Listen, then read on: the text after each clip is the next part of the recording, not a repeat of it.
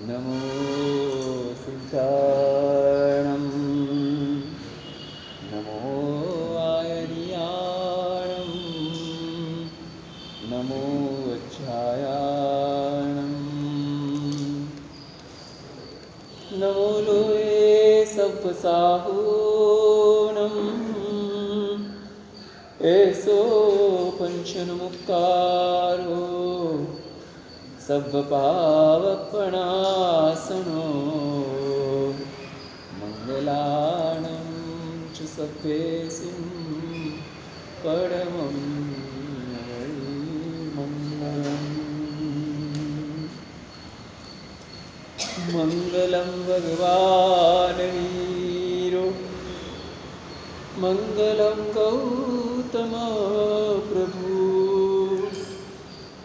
मंगलं स्थूलभद्राद्या जैनो धर्मोऽस्तु मंगलम् जय जगजीवजो निमियानो जगगुरु जगानन्दो जगन्नाथो जगबन्धो जय जगप्रियामो वयं जय सुवानं पवो केतराणं पश्चिमो जय जय गुरुलोगानं जय मा प्रमावीरो ओंकारबिन्दुसंयुक्तं नित्यं ध्यायन्ति योगिनः कामदं मोक्षदं चैव ओंकाराय नमो अज्ञानतिमिरान्धानां ज्ञानाञ्जनशलाकया नेत्रमुन्मीलितं येन तस्मै श्रीगुरुवे नमः तस्मै श्रीगुरुवे नमः।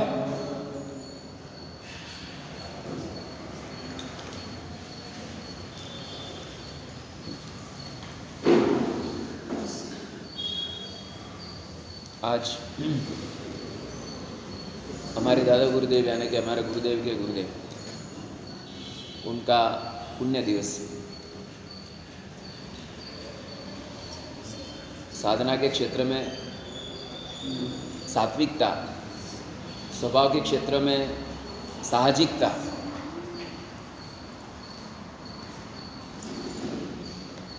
और सद्भावनाओं के क्षेत्र में सातत्य जिनका बना रहा था, वैसे सात्विक, साहजिक और सातत्य गुण के स्वामी पूज्यपाद प्रभुचंद्र सूरी महाराज, जिन्होंने जिंदगी के अंदर खादी के अलावा कोई वस्त्र वापरा नहीं, जिन्होंने अपने जीवन में कभी हाथ में पेन लेकर लिखा नहीं, जरूर पड़े तो शिष्यों से लिखवाते, खुद कदाच पेंसिल हाथ में ले सकते थे, लेकिन इसके अलावा कभी कलम नहीं उठाई जिन्होंने, न्यूज़पेपर जिन्होंने कभी हाथ में लिया नहीं, ऐसी साहजिकता जिनके जीवन के अंदर थी। वृद्ध वय के अंदर भी वर्षी तप की आराधना, अपनी गोचरी स्वयं लाने का प्रयत्न करना, पालितना के अंदर अगर हो तो पहले तलेटी वगैरह जाकर 5-6 दिन करके बाद में उपवास के पारने में भी वापरना, इतनी सात्विकता जिनके जीवन के अंदर थी। साथ ही साथ जिंदगी में कभी इन्होंने अंग्रेजी दवा नहीं ली, कभी जिंदगी में अंग्रेजी दवा नहीं, ऐसी सात्विकता जिनके जीवन के अंदर थी। और जीवों के प्रति की करुणा, अबोल प्राणियों के प्रति की दया, जैन शासन के श्रावक श्राविका के प्रति भाव दया, ये सब भावनाओं का सातत्य जिनके अंदर चल रहा था, यानी सद्भावनाओं का सातत्य, साधना की सात्विकता और संयम जीवन की साहजिकता, ऐसे 3 गुणों के स्वामी पूज्यपाद प्रभुचंद्र सूरी महाराज कि कलिकाल में ऐसे अवधूत योगी मिलने मुश्किल है।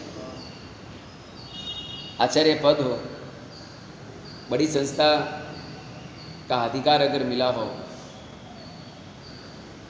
और पुण्य भी जोर करती हो, ऐसे अवसर पे भी जिंदगी को सहज बनाना, यह एक अपने आप में त्याग की गरिमा है। ऐसे पूज्यपाद प्रभुचंद्र सूरी महाराज की जिनकी दीक्षा, ऐसे वे थे, देगाम नाम का गांव अहमदाबाद के बाजू में, उसके बाजू में सल्की काम के थे, लेकिन दीक्षा मारवाड़ में हुई, राजस्थान में हुई। वो भी कौन सा काम मालूम है? रोईडा।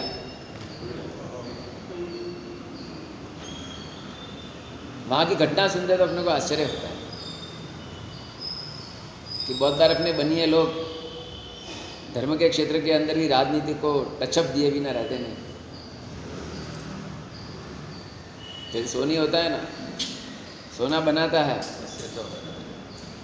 सगी बैंक के लिए बनाएगा तो भी लाभार्थी बने बिना। वैसे ही बहुत बार ऐसा होता है कि राजनेता किसी का सगा नहीं होता है, बनिया राजनीति के बिना बहुत बार जीता नहीं। धर्म के क्षेत्र में भी राजनीति तो आई जाए। तो रोईडा गांव के अंदर उस वक्त 2 पंथ थे, मतलब कि संघ के अंदर 2 पड़े तड़े। अब दीक्षा नक्की बाद में पता चला कि ये गड़बड़ वाला मामला है। तो दोनों इकट्ठे, गुरु भगवान ने कहा कि हमको कोई ऑब्जेक्ट प्रॉब्लम नहीं चाहिए, आप दोनों जो सॉर्ट आउट करना करके लो, दीक्षा राजी खासी और रंगे चंगे होनी चाहिए। बोला ठीक है बास, तेवस कर दियो। और बाद में दोनों की बात चली। तो बाद में ऐसा तय हुआ कि दोनों के अलग अलग बैंड रहेंगे, घोड़ा एक रहेगा, दोनों की बैंड पार्टी अलग अलग वगैरह वगैरह। तो दूसरा प्रश्न ये आया कि किसका बैंड आगे रहेगा, फर्स्ट कौन रहेगा, फर्स्ट है सेकंड है। 2 जने को चढ़ावा दे पूजा का, तो प्रश्न है पहली पूजा कौन करेगा। तो उन्होंने उसमें भी एक रास्ता निकाला कि बीच में दीक्षार्थी रहेगा, आजू बाजू एक बैंड रहेगा। बीच में दीक्षार्थी, एक बाजू एक बैंड, दूसरी बाजू। वाह, बनिया को रास्ता भी निकालना अच्छा आता है। इस तरह उनकी दीक्षा हुई। लेकिन दीक्षा होने के पहले घर में इतना संप नहीं था, दीक्षा के लिए मतलब कि सम्मति थी नहीं। माता पिता थे नहीं, चले गए थे। बुआ वगैरह थे तो उन्होंने एक बार तो मना कर दिया, लेने गए तो उठा कर लेकर आ गए। लेकिन बाद में अहमदाबाद के श्रेष्ठी लोगों ने कहा कि आप निश्चिंत रहो, दीक्षा के लिए हम तैयार हैं। बाद में परिवार भी सम्मिलित हुआ।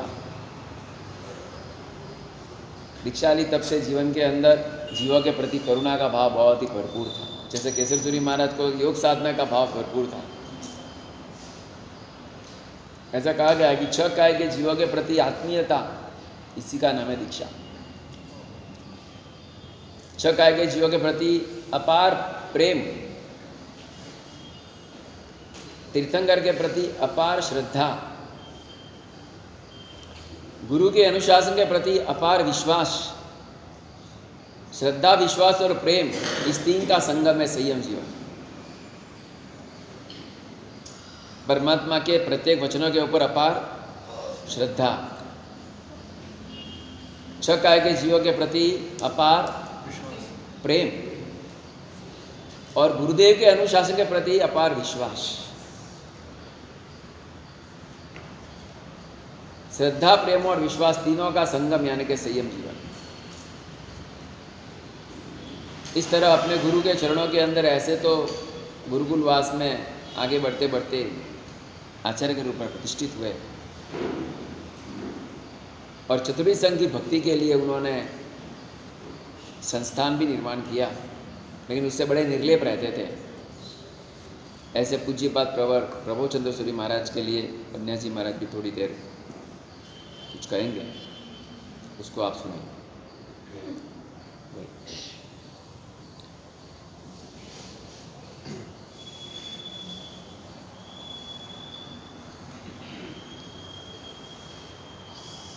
नौपत जी की होली की आराधना का आज दूसरा दिन। आज का पद है सिद्ध पद।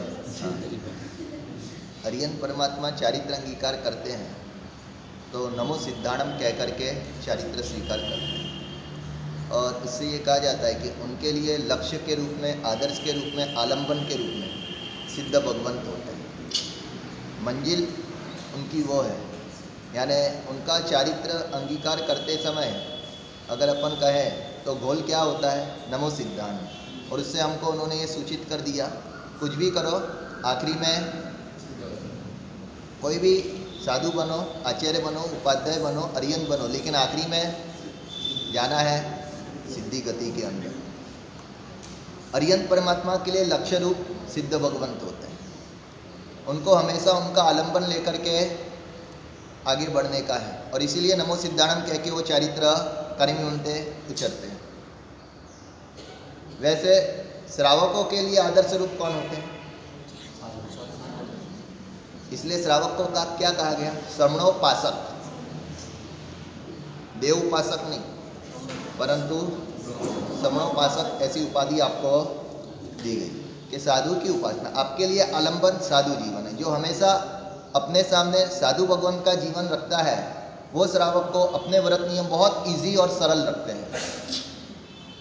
उसको लगता है मुझे 24 विहार पालना इजी है, क्योंकि मुझे कोई सुबह विहार करने का नहीं है और शाम का भी कोई विहार करने का नहीं है, प्रतीकवन नहीं है, मुझे कोई बंद बाड़ने के अंदर रहने, मुझे तो आराम से पंखे के नीचे सोता हूँ और सुबह उठ करके आराम से घर के अंदर सब कुछ मिल जाता है। गुरु भगवंतों को कितनी तकलीफ होती है कि एक तो बन बाड़ने वाले विहारों के अंदर ऐसे पैक मकान मिलते हैं, गर्मी की सीज़न में वहाँ पे विहार करके पसीने से लेप-लोप करके वहाँ पे गए, और दूसरे दिन वापस वहाँ से विहार करेंगे। जहाँ पे पहुँचेंगे वहाँ पे भी उनके कोई मामा मासी रहते हैं नहीं है, वहाँ पे भी जा करके उनको सब खुद की व्यवस्था, खुद के हिसाब से काजा निकालना, सब कपड़े सुखाना, उसके बाद में दर्शन करना, बैठने देना, इतना सब करने के बाद में उनको पानी मिलता है। तो उनको 24 विहार करना बहुत कठिन है। मेरे लिए तो श्रावक अपनी हर एक प्रवृत्ति के अंदर अगर साधु भगवंतों को आदर्श के रूप में रखता है तो उसका खुद का व्रत नियम उसको बहुत ईजी लगता है। आया समझ? वैसे हमारे गुरु भगवंतों के लिए आदर्श के रूप में हमको किसको रखने का बोला हुआ है? अरियत परमात्मा सिद्ध भगवंत को रखते हैं, श्रावक वो साधु को रखते हैं। साधु भगवंत किनको आदर्श के रूप में रखते हैं? आलंबन के रूप में।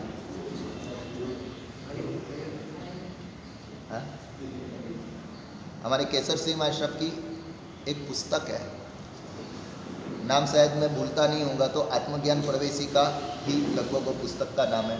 उसके अंदर उन्होंने लिखा है कि साधु को आदर्श के रूप में वीर प्रभु को रखना चाहिए। जो साधु वीर प्रभु को अपने आदर्श के रूप में रखते हैं, उनको अपना चारित्र जीवन एकदम परमात्मा का जो साधना खाल है, जो साधना खंड है, उसके अंदर जो प्रसंग सब आते हैं, उन प्रसंगों को जब व्यक्ति आपके सामने रखे तो उसको लगता है कि परमात्मा ने जो चारित्र पाला उसके सामने मैं तो कुछ भी नहीं। लेकिन उसके अंदर बहुत बार मन के अंदर ऐसा एक जो बोलते हैं ना तर्क, कुतर्क बोलो कि तर्क कहो, वो कुतर्क का कीड़ा खड़ा हो जाता है कि यार वो तो भगवान थे और चौथे आरे के थे और पहला संघयन था और चरम शरीरी थे, इसलिए उनकी साथ में अपनी तुलना करना। तो उस समय हमारे गुरुदेव बहुत बार हमको बोलते थे कि वीर प्रभु को केसर सिंह महाराज ने भले कहा है कि आदर्श के रूप में रखना, लेकिन मैं तुम लोगों को बोलता हूँ वीर प्रभु को न रखो तो कुछ नहीं, मेरे गुरुदेव को आदर्श के रूप में रखना। वो हमेशा बोलते थे कि मैं जो बोल रहा हूँ उसके अंदर मेरी कथनी और करनी में अगर कभी कुछ फर्क लगे तो मैं क्या कर रहा हूँ वो नहीं देखना, मेरे गुरुदेव क्या करते थे वो देखना। और वो कहते थे कि उनका जीवन, उनके जीवन में रहे हुए गुण भी अगर आंशिक रूप में अपने हमारे अंदर उतर जाए तो भी वर्तमान में जो हम जीवन जी रहे हैं वो हमको एकदम। हमने गुरुदेव के एक बार पूछा कि गुरुदेव ऐसा तो वो क्या करते थे, तब गुरु महाराज ने अभी जैसे आपको बताया वैसे उनकी पूरी लिस्ट उन्होंने बताई कि तुम लोगों को पढ़ाई करनी है तो नोट पेन के बिना चलता नहीं है। और उसमें भी होमवर्क, कच्ची बुक बनाते होमवर्क की, वापस उसके बाद में फेयर नोट्स बनाते और उसको भी वापस संभालते करते। उन्होंने अपने पूरे दीक्षा जीवन के अंदर कभी भी पेन हाथ में ली नहीं थी, यानी नहीं कोई नोट्स के लिए नहीं कोई फालतू उपयोग के लिए। अब जो अपने स्व आगम वगैरह की नोट्स के लिए भी नोट पेन का उपयोग नहीं करेगा वो श्रावक श्राविकाओं को पत्र वगैरह लिखने में करेंगे? यानी जिंदगी में कभी किसी को पत्र भी लिखा हुआ नहीं था। तो हमने कहा सर पूरे दिन करते क्या थे? तो कि उनको एक तीसरी और एक महत्व की प्रतिज्ञा थी, जिसके कारण उनको दूसरा कुछ सोचता ही नहीं था। उन्होंने कहा क्या सर? तो उन्होंने कहा कि उन्होंने प्रतिज्ञा ली थी कि 46 आगम कभी भी पढ़ना नहीं, 46वां आगम कभी भी पढ़ना। आजीवन इस प्रतिज्ञा का पालन किया था। कौन सा है 46वां आगम?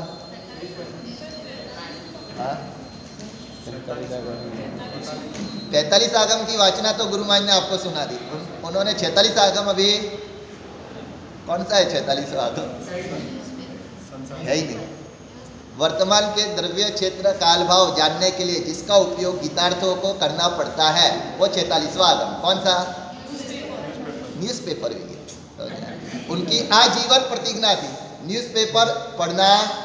अब जब न्यूज़पेपर नहीं पढ़ना है तो पूरे दिन क्या होगा उनके हाथ में? और बारंबार आगमों का जब परायण होगा फिर नोट्स करने की जरूरत पड़ेगी। बहुत बार होता क्या है, किताब के अंदर लिख देते हैं और किताब पढ़ी ऊपर हम, आपके मारवाड़ी में क्या बोलते हैं किताब को? चौपड़ी। हमारे गुरुदेव कहते हैं वो मारवाड़ी च का स कर देते, इसलिए चौपड़ी का 100 पड़ी लिख के रख दिया, अब कभी खोलना ही नहीं। वैसी नोट्स क्या काम की आती है? कागज में लिखने के बाद में वो कलेजे में उतरे, उसके लिए हम नोट्स करते हैं, तो उसका बारंबार परायण होना चाहिए। लेकिन बहुत बार नोट्स होने के बाद में नोट्स हो गई यानी हमारा दी एंड हो गया, फिर हम उन नोट्स को खोलते ही नहीं है, तो नोट्स का नोट्स में रह जाता है, वो यहाँ पे आता है। और जिसने नोट्स नहीं की वो, उनको बारंबार परायण करने का हो तो बहुत बार बिना नोट्स किए भी 2 बार 3 बार 4 बार 5 बार वो पढ़ने के कारण दिमाग में छप जाता है। तो उनको इस प्रकार नोट्स नहीं करने का, किसी को पत्र नहीं लिखने का, न्यूज़पेपर नहीं करने का, तो ये सब चीज़ों के माध्यम से परिचय, लोक संपर्क वगैरह ऑटोमेटिक कम हुआ। जो ज़्यादा समय मिला वो उन्होंने बाकी का अपना स्वयं के अध्ययन के अंदर लगाया। उनका नाम क्या था? प्रभव। अपने पाठ परंपरा के अंदर ये नामधारी कोई आते हैं? पहली पाठ है सुधर्मा स्वामी, बीजी पाठ है जम्बू स्वामी, त्रीजी पाठ है प्रभव स्वामी। किया हुआ है आपने सूत्र कंठस्थ? जैसे भरेसर की सज्जा में सूत्र आता है ना सब महापुरुष, ऐसे अपनी पाठ परंपरा का एक सूत्र आता है, आपको ध्यान में नहीं होगा। अचल गज के अंदर वो सिखाते हैं और छोटी उम्र के अंदर वो कंठस्थ पाठशाला के पहली पाठ है सुधर्मा स्वामी, तो उसमें तीसरी पाठ है प्रभव स्वामी बताया। इनका भी मूल नाम तो प्रभा विजय जी था, प्रभव विजय जी। आचार्य पदवी के बाद में उनको प्रभव चंद्र सूरी इस प्रकार नाम उनका चेंज हुआ, लेकिन पहले तो नाम प्रभव विजय जी यानी प्रभव स्वामी के नाम से। प्रभव स्वामी जैन थे नॉन जैन थे? अभी गुरु महाराज ने आपको बताया ये भी कौन थे। अपनी पाठ परंपरा के अंदर आप देखेंगे ना तो भगवान से लेकर के अभी तक की पाठ परंपरा के अंदर अनेक युग प्रधान पुरुष महापुरुष आचार्य भगवान ऐसे हुए जो जन्म से जैन नहीं थे, और जन्म से जैन न होने पर भी उन्होंने काम ऐसे उत्तम किए कि जिसके कारण जिन शासन के राजा बनकर के आचार्य के रूप में या गच्छाधिपति के रूप में या युग प्रधान आचार्य के रूप में वो बने। 11 गणधर जैन नहीं थे। उसके बाद में हुए हरिभद्र श्री महाराज, उसके बाद में हुए उमा स्वाति जी महाराज, उसके बाद में बप्पा भट्टी सूरी महाराज, ऐसे अनेक आचार्य भगवंत। हमारे गुरुदेव वो भी कल मैंने परसों के प्रवचन में बताया ना कौन थे? आंध्रा के तेलुगु ब्राह्मण। वैसे उनके गुरुदेव प्रभव चंद्र सूरी महाराज वो भी ब्रह्म भट्ट भारोट थे, ब्रह्म भट्ट बारोट यानी कि ब्राह्मण जाति के वो थे, बारोट के रूप में। और गुरु महाराज ने बताया कि वो सलकी गांव के थे। उनके पूर्वजों ने एक वहाँ का जो पटेल था वो और इनका जो पूर्वज, 2 परिवार ने राजस्थान से आकर के वहाँ पे वसवाट किया था और उन्होंने ही वो गांव बसाया था। जब उनकी दीक्षा हुई, दीक्षा तो उन्होंने उस जमाने के अंदर लगभग करके सहजता से दीक्षा नहीं मिलती थी, बहुत व्यक्ति को आंदोलन करना पड़ता, क्रांति करनी पड़ती, उसके बाद में चारित्र प्राप्त होता और उसके कारण वो वैरागी भी पक्के बन जाते। तो उनको भी दीक्षा होने के बाद में, दीक्षा हुई ग्रोहिड़ा गांव के अंदर, सालों के बाद में वापस अपने गांव के अंदर आने का हुआ। उस समय हमारे गुरुदेव की भी दीक्षा हो गई थी। तो दीक्षा के बाद में तुरंत 1-2 महीने के बाद में अहमदाबाद में दीक्षा हुई हमारे गुरुदेव की किकाभट्टी पोल के अंदर। और उसके बाद में उनको सलकी गांव के अंदर MP बाजू विहार करके जा रहे थे, तो सलकी गांव के अंदर जाने का आया। तो खुद के गुरुदेव का गांव, तो वहाँ के सब श्रावक लोग उनको लेने के लिए आए और जा रहे हैं। उस समय उन्होंने बताया हमारे गुरुदेव को, यानी हेमप्रभ श्री महाशय को, कि गुरुदेव देखिए ये जितने खेतर दिख रहे हैं ना, ये सब आपके गुरु महाराज के थे। पीछे मुड़ के देखा भी नहीं, सब कुछ ऐसे ही छोड़ करके चले गए। एक समय उनके परिवार में 40 व्यक्ति थे, परंतु कुछ ऐसी घटना क्या हुआ मालूम नहीं, आखिरी में मात्र 2 ही व्यक्ति बचे, एक उनकी काकी और एक वो स्वयं। और इस कारण से काकी उनको दीक्षा देने के लिए अनुमति दे नहीं रही थी। देगाम के अंदर केशर श्री वैष्णव का चातुर्मास था। वहाँ पे किसी काम से सलकी, वहाँ से 7 किलोमीटर दूर छोटा सा कस्बा जैसा गांव है। तो वहाँ से वो देगाम के अंदर, वो तहसील तालुका जैसा था, तो वहाँ पे कोई कामकाज के लिए जाते थे। तो उस समय केशर सिंह महाशय का चातुर्मास वहाँ पे 50 साल के बाद में पहली बार हुआ था।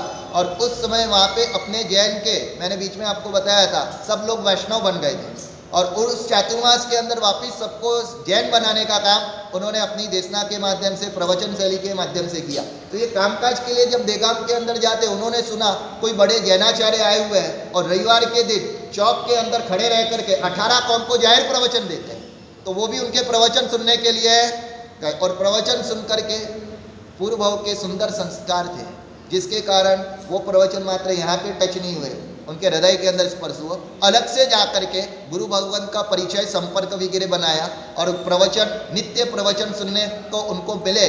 उसके लिए काकी को झूठा कह करके आ गए कि मुझे देगाम के अंदर एक नौकरी मिल रही है, तो मैं वहाँ पे, और रोज नौकरी के नाम से देगाम पहुँच जाते और गुरु महाराज का प्रवचन वगैरह सब कुछ सुन करके वापस रिटर्न। और उनके पास में इतनी जमीन जायदाद थी कि नौकरी करने की उनको कोई आवश्यकता ही नहीं थी, और घर में थे 2 ही, और इतनी सब जमीन जायदाद थी। तो जरूर क्या, काकी ने बहुत माना कि काकी को लगा बड़ा हुआ है, इसलिए पूत सपूत वो होता है, वो पिताजी के चिले चले चलता नहीं है, खुद अपने बलबूते पे कुछ नहीं, इसलिए उसको लगा इनको कुछ होगा, इसलिए हार कह दिया काकी ने।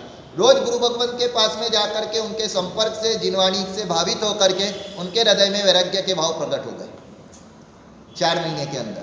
अब गुरु महाराज का चौमासे के बाद में केशर सिंह महाशय का वहाँ से भी आ, अब उन्होंने विचारा गुरुदेव चले जाएंगे, उनकी जिनवाणी का भी मुझे श्रवण का लाभ नहीं मिलेगा, तो जो मेरे हृदय के अंदर वैराग्य के बीज अंकुरित हुए हैं उसको मुझे और पल्लवित बनाने होंगे।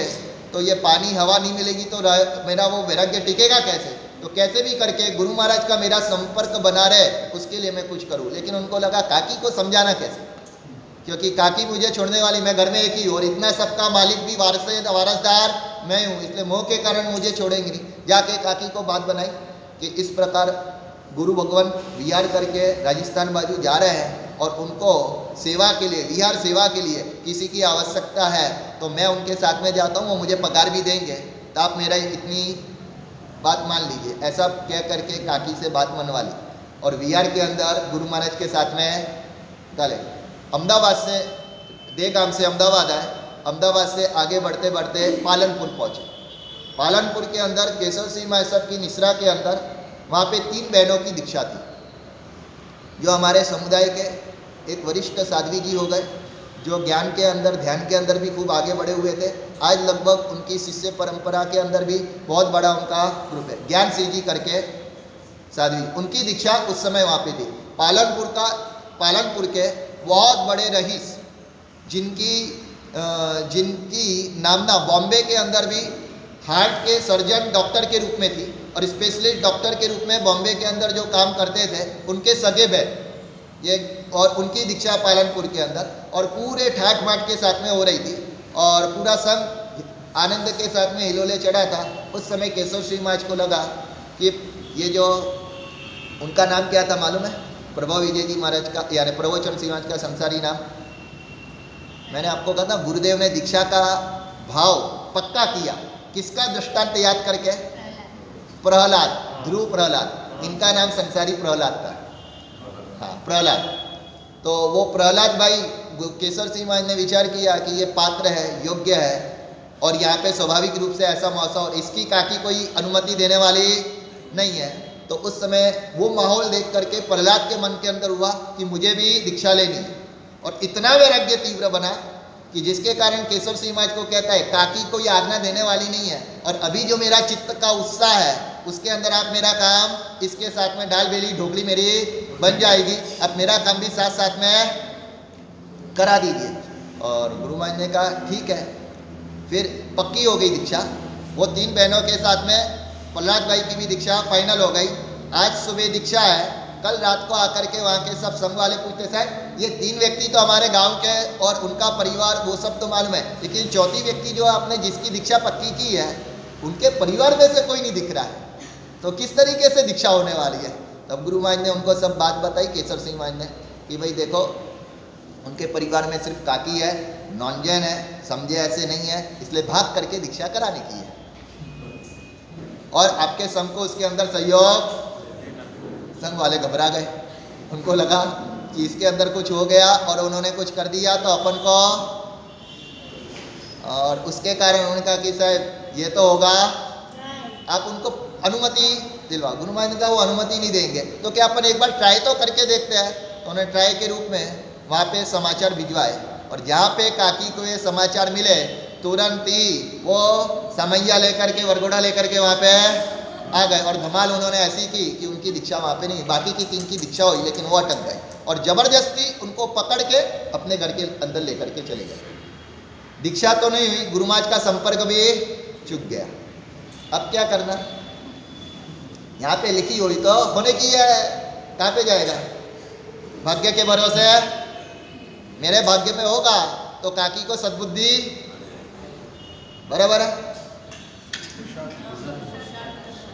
घर में जाने के बाद में प्रभा विजय जी ने अपने काकी को कह दिया कि आपने मुझे कल्याण के मार्ग के ऊपर जाते हुए अटकाया है, किस कारण से अटकाया, क्योंकि मेरा अधिकार है तेरे ऊपर, मैंने तुझे बड़ा किया, मैंने तुझे खिलाया पिलाया, सब तरीके से मैंने किया, और मेरी वृद्धावस्था के अंदर लाकड़ी के रूप में भी तू ही है, और इसके लिए घर के अंदर परिवार में कोई है नहीं, 40 थे अभी तो मात्र 2 ही बचे, ये सब कौन संभालेगा। मैंने कहा मुझे इसके अंदर रस नहीं है, और क्या 40 चले गए तो मैं या आप वो टिकेंगे ही और संभालेंगे ही, ऐसा जरूरी है।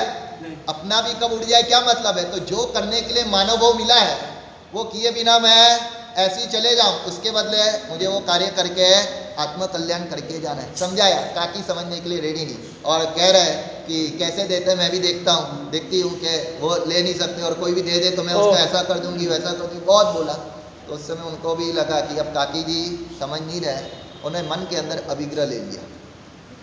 जब तक काकी मुझे राजी खुशी गुरु महाराज के पास में दीक्षा के लिए अनुमति नहीं देंगे, वहाँ पे छोड़ेंगे नहीं, तब तक अन्न और पानी का त्याग 24 उपवास के साथ में उन्होंने अभिग्रह कर लिया।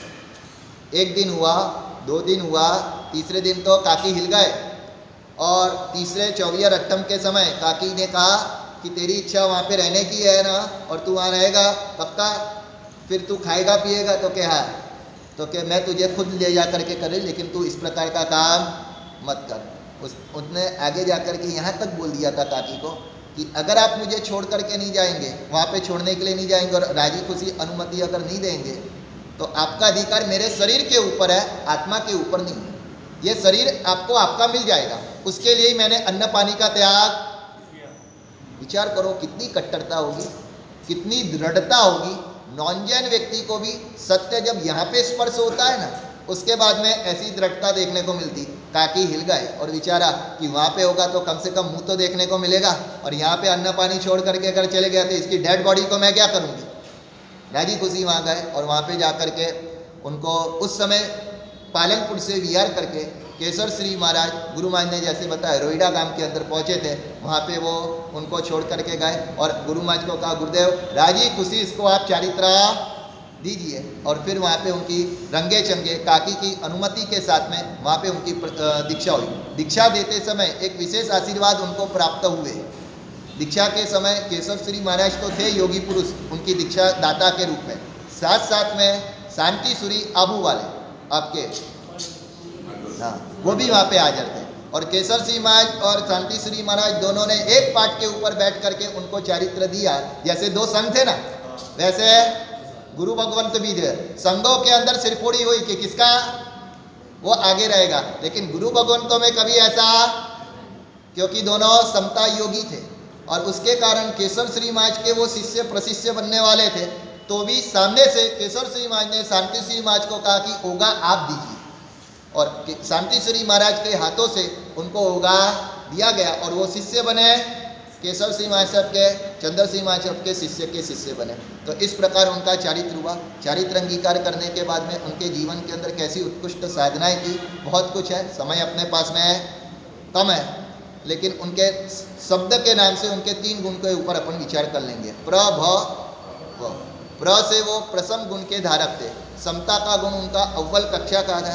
क्या थे समता के गुण, वो गुरु महाराज के अथवा दूसरे मुनि भगवंतों के मुख से अपन सुनेंगे उनके समता का गुण कैसा था। एक तो उनको आपको बताया कि वर्षी तप के अंदर तलेटी के अंदर जाते थे। नॉर्मल से तलेटी में एक ही चैतवंदन होता है, लेकिन वो 5 चैतवंदन करते। उसमें हमारे गुरुदेव बाजू में बैठे हुए रहते हैं, तो बहुत बार कहते गुरुदेव आज छटका पाड़ना है आपका, आज तो जल्दी करिए।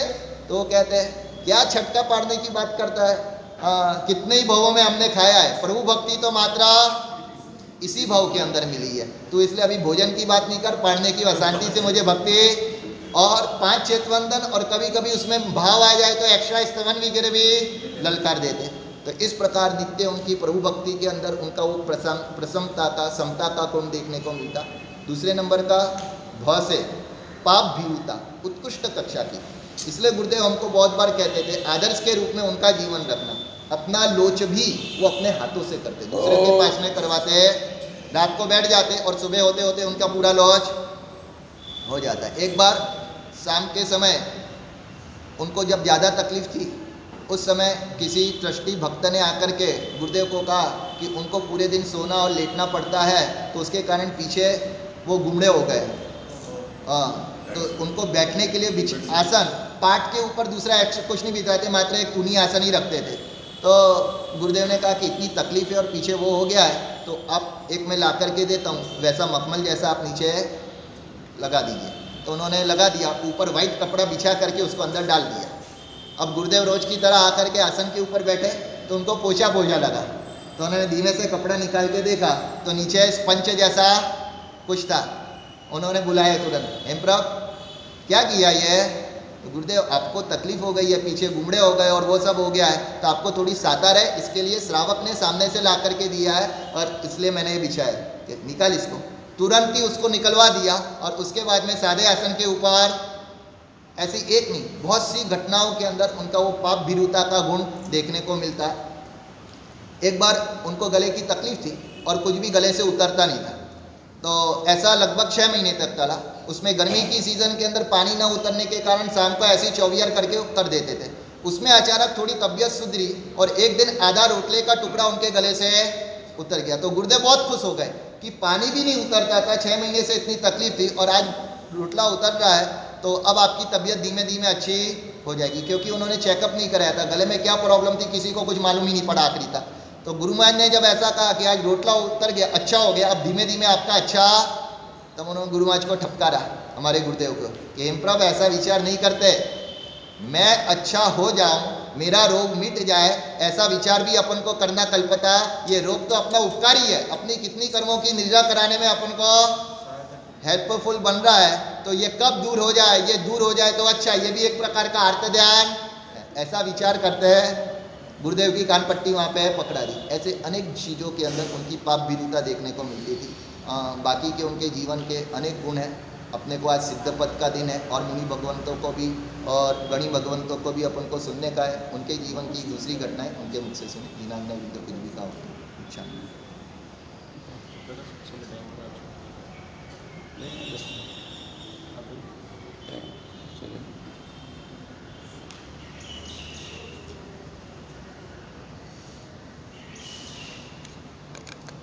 एक युवान की सगाई हो गई। सगाई होने के बाद शादी के प्रसंग को अच्छा करने के लिए सभी व्यक्ति के मन में एक इच्छा होती है कि मैं अच्छा दिखूं, होती है। कपड़े ऐसे पहनो कि लोग देखते रह जाए, अब वो रहता था बेंगलोर में। बेंगलोर में चिकपेट है, अलग अलग जगह पे अपने मनपसंद कपड़े को ढूंढने के लिए निकला, परंतु मालूम इसकी चॉइस कैसी थी, उसको कोई कपड़ा ही पसंद नहीं आया। अब किसी ने उसको कहा कि तुम यहाँ पे कपड़ा ढूंढ रहे हो और जो यहाँ पर नहीं मिलेगा मुंबई में तो ज़रूर मिलेगा। और वो युवान पहुँच गया मुंबई के अंदर।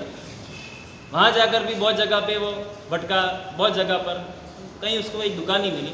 लास्ट में किसी एक व्यक्ति ने उसको कहा कि उस जगह पर एक दुकान है, शायद वहाँ पे एक शॉपिंग मॉल है, वहाँ पे आपको मिल जाएगा।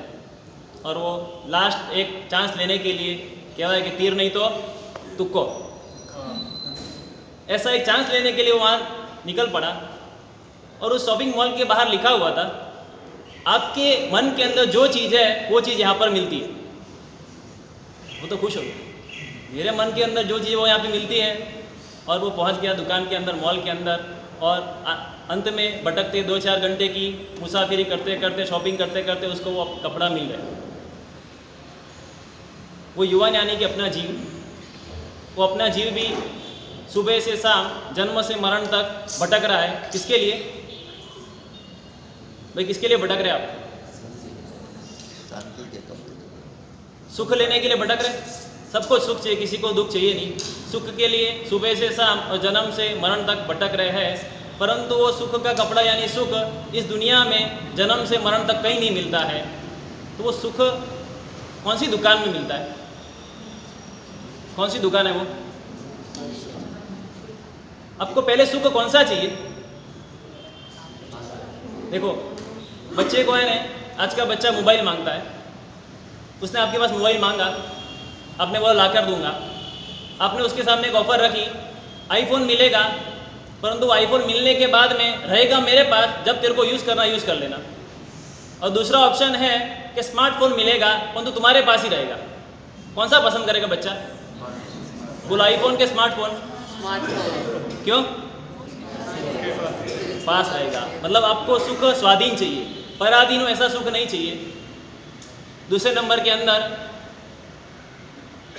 आपने अच्छे जूते पहने हो और उस जूते के अंदर अगर कंकर हो तो जूता आपको पहनना पसंद आएगा? जब तक वो कंकर नहीं निकालेंगे तब तक आपको जूते में मज़ा नहीं आएगी।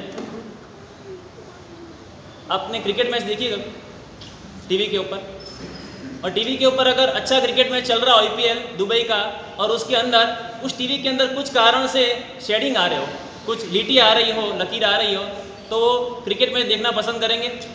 नहीं पसंद करेंगे। तो आपको जूते भी कंकर वाले नहीं चाहिए और टीवी भी शेडिंग वाला नहीं चाहिए। इसका मतलब आपको सुख कैसा चाहिए? स्वच्छ, शुद्ध चाहिए। बरोबर है। पहला कंडीशन है सुख कौन सा चाहिए? स्वाधीन चाहिए। दूसरा चाहिए शुद्ध चाहिए, और तीसरे नंबर के अंदर शाश्वत। शाश्वत चाहिए। बरोबर है।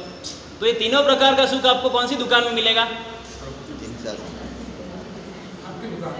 हमारी दुकान में भी सिद्धि गति की जो दुकान है, वो सिद्धि गति बोलती है कि आपके मन के अंदर जो सुख है ना, आप यहाँ पर आ जाओ, आपको वो सुख मिल जाएगा। अब सिद्ध बनना है सबको। सिद्ध बनने से पहले साधक बनना पड़ता है, और साधक की एक डेफिनेशन है, व्याख्या है, जिसको कोई बाधक न बने और जो किसी को बाधक न बने, वो है साधक। साधक बनना है तो साधना करनी है। साधना के लिए ने 3 चीज़ महत्व की है। सबसे पहली चीज़ है संतोष। इसलिए ज्ञानसार के अंदर छोटा सा सुख और दुख का एड्रेस बता दिया निस्पृह अष्टक के अंदर। परस्पृहा महादुखम निस्पृहत्व महासुखम, कि जहाँ जहाँ पर स्पृहा है न वहाँ पर दुख है, और जहाँ स्पृहा नहीं वहाँ पर। अब गर्मी की सीज़न में बाहर गए हुए थे और दोपहर के समय में घर में पहुँच गए। पहुँचने के बाद बहुत प्यास लगी है, ठंडा पानी आपको मिल गया, सुख मिला क्या नहीं मिला? दूसरा ग्लास पिया, सुख मिला कि नहीं मिला? कम मिला। तीसरा ग्लास पिया तो और कम मिला। तो पानी के अंदर सुख था कि प्यास के अंदर सुख था? तो बाह्य सामग्री के अंदर सुख नहीं है, परंतु जिसको प्यास का दुख होता है ना, उसको ही वो सुख मिलता है। परंतु व्यक्ति मानता है कि मुझे नया सुख मिला। दुख को दूर करना, उसी को व्यक्ति बहुत बार सुख मान लेता है। आपको रास्ते के अंदर साग भाजी लेने के लिए आपकी पत्नी ने भेजा, मार्केट में जाना पड़ता है कभी कभी, करना पड़ता है काम, घर में रहना है तो। अब साग भाजी लेकर या कुछ भी खरीद करके आए, 10 किलो का वजन था और आपने जिमने हाथ में उसको उठाया हुआ है, 1 किलोमीटर आपको चलना है, आधा किलोमीटर हुआ और आप थक गए, हाथ दुखने लगा, अब क्या करेंगे? दूसरे हाथ में डालें। अब दूसरे हाथ में डाला तो ये आपका दुख क्या हो गया? शांत हो गया। परंतु वो दाबे हाथ में भी रहा हुआ आपका जो भार है वो कितनी देर तक रहेगा? और आधा किलोमीटर, और वापिस वो भी दुखना आएगा। मतलब आपने यहाँ का दुख दूर किया और यहाँ पर लिया, परंतु यहाँ पर भी दुख पैदा हो जाता है। तो उसी तरह संसार के अंदर हम एक इच्छा को दूर करते हैं ने दूसरी इच्छा आकर खड़ी रह जाती है। तो सुख इच्छाओं के अंदर नहीं है, इच्छा के नाश के अंदर सुख है। संतोष की बात करते हैं तो प्रभव चंद्र सूरी महाराजा वो भी संतोषी थे कि उनके अपने जीवन के अंदर जब से संयम स्वीकार किया था तब से एकदम सादगीमय जीवन। कपड़े कैसे? खाकी बंगाली, वो खादी के कपड़े और जाड़े ऐसे कपड़े पहनते थे। इसलिए परमात्मा ने भी कलिकाल के जो साधु हैं उनके लिए कैसी व्यवस्था बताई? प्रमाण उपेत जीर्ण शीर्ण ऐसे वस्त्र पहनने की मर्यादा उनके लिए बताई। उस मर्यादा को पालन करते करते एकदम सादगीमय वस्त्र भी, और जीवन के अंदर लिखना भी कभी लिखा नहीं, तो ऐसा सादगीमय जीवन था। तो ये संतोष नाम का सबसे पहला गुण है अगर सिद्ध बनना है तो। दूसरे नंबर के अंदर सहनशीलता। कोई भी चीज चाहे धर्म के क्षेत्र के अंदर हो, संसार के क्षेत्र के अंदर हो, वो हमको चाहिए तो सहन करना पड़ेगा, करना पड़ेगा। क्रिकेटर होता है, वो क्रिकेट मैच के अंदर ग्राउंड के अंदर 3 घंटे 4 घंटे 5 घंटे फील्डिंग करता है, उस बॉल के पीछे दौड़ता है, उसको धूप लगती है कि नहीं लगती? प्यास लगती है कि नहीं लगती? थकान लगती है कि नहीं लगती? फिर भी वो इतना सारा करता है, सामने क्या मिलता है? या तो जीत मिलती है या तो पैसा मिलता है। उसके लिए वो सब कुछ सहन करता है। संगीतकार होते हैं, वो इतना अच्छा मधुर संगीत गाते हैं, उस संगीतकार के लिए उनका गला सब कुछ होता है। उस गले को मेंटेन करने के लिए वो क्या करते हैं मालूम है? उनका खाना एकदम सादा होता है, तीखा नहीं, मिर्ची वाला नहीं, चिकना नहीं, ऐसा एकदम सादा भोजन वो करते हैं। किसके लिए?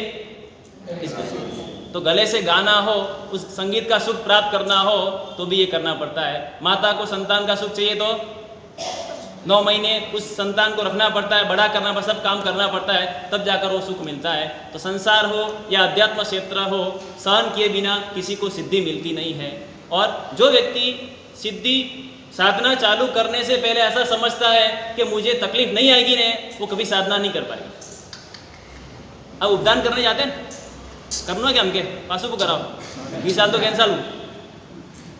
तो उपदान करने जाते हैं, सबसे पहले क्या पूछेंगे आयोजकों को? व्यवस्था कैसी है? एक बहन आए, मुंबई में तो उपदान था जीवदया धाम में, तो मेरे पास आए, हम मलाड़ के अंदर थे, कि महाराज साहब उपदान तो है, मैंने भी फॉर्म भरा है, तो वहाँ पे रसोई कैसी होगी? के गुजराती रसोईया है के? मैं कीधुं दोनों व्यवस्था है, मारवाड़ी गुजराती दोनों है। ठीक है महाराज, महाराज साहब कौन से है, गुजराती है कि मारवाड़ी है?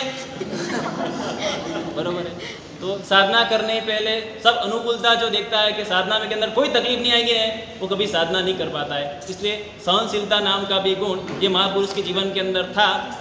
ज़्यादा तो देखने को नहीं मिला। उनके एक बकरानी डॉक्टर थे हमारे पालितना के अंदर, उनको मैंने देखा था जब मेरी दीक्षा नहीं हुई थी। वो बकरानी डॉक्टर बहुत बार कहते थे कोई भी साधु बीमार हो तो उनका एग्जाम्पल देते थे कि सहनशीलता देखनी हो ने तो प्रभव चंद्र सूरी महाराज की, उनकी तरह आप भी सहन करना।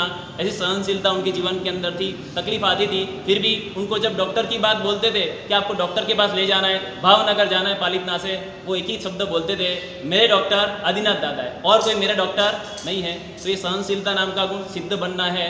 और तीसरा नंबर है सिद्धों का अनुग्रह। सिद्ध भगवान यहाँ से कितने दूर है?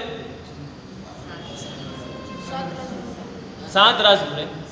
आपने 5 अनुत्तर नाम के देवलोक का नाम सुना, वहाँ से जो सिद्ध शिला है वो कितनी दूर है? 12 योजन। अब 12 योजन के ऊपर वो सिद्ध शिला रही है, उसका माप है 45 लाख योजन, 45 लाख लंबी, 35 लाख चौड़ी, और जड़ाई के अंदर 8 योजन उसकी जड़ाई है। और वो किससे बनी हुई है? अर्जुन स्वर्ण यानी कि सफ़ेद कलर का सोना यानी कि प्लेटिनियम, वो प्लेटिनियम से बनी हुई वो सिद्ध शिला है। उस सिद्ध शिला के अंदर हम भी जाकर आए। कितनी बार जाकर आए? अनंत बार जाकर आए। उस सिद्ध शिला के ऊपर सिद्ध भगवान कहाँ रहे हुए हैं? वहाँ से लोक का अंत है एक योजन का, और उस एक योजन के अंत के अंदर लास्ट के अंदर जो 333 दिनों की जो जितनी अवगान है उसके अंदर वो सिद्ध भगवान वहाँ पर रहे हुए हैं। तो ये सिद्धों का अनुग्रह प्राप्त करना है। अब आपने 9 पद के अंदर 9 पद सुने, उसमें से सिद्ध पद के अंदर कौन से पद आते हैं? सिद्ध पद के अंदर देखो, कुछ पद सिद्ध है, कुछ पद साधक है और कुछ पद साधन है। साधन के अंदर कितने पद है? 4 पद। और साधक के अंदर 3, और सिद्ध के अंदर 2 पद है। एक है सिद्ध परमात्मा और एक है अर्यंत परमात्मा। तो सिद्धों का अनुग्रह भी प्राप्त करना है, उनका ध्यान करना है, तो वो बहुत हमारी दूर की बात है। उससे नज़दीक के अंदर कोई रहा हुआ है तो अर्यंत परमात्मा, उनके अनुग्रह को प्राप्त करना है। ये महापुरुष भी पन्यासी महाराज ने बताया कि तलिटी के अंदर जाते थे, दूसरे दिन मतलब पारने का दिन होता था, फिर भी मस्ती से परमात्मा की भक्ति करते थे। और हम मंदिर के अंदर जाते हैं, क्या देखकर जाते हैं? घड़ी देखकर, 15 मिनट, 20 मिनट और ज़्यादा में ज़्यादा आधा घंटा। आप कोई ब्यूटी पार्लर में गए? सैलून के अंदर गए? जाते हैं कि नहीं जाते? अब वहाँ पर जाते हैं तो बहुत सारी फैसिलिटी होती है। आपको वहाँ पे शेविंग भी कर देते हैं, फेस वॉश भी कर देते हैं, फिर स्पा मसाज भी कर देते हैं, सब कुछ कर देते हैं। उस ब्यूटी पार्लर के अंदर आप आधे घंटे में काम पूरा हो जाए तो अच्छा, कि घंटे भर रहने को मिले तो अच्छा? बोलो भाई। जितना ज़्यादा हम रहेंगे उतना ज़्यादा पैसा वसूल हो जाएगा। और ब्यूटी पार्लर के बाहर आने के बाद आपको उस ब्यूटी पार्लर की अनुभूति कितने घंटे तक रहती है? एक पूरा दिन तो आप अपने आप को ऐसे महसूस करते हैं।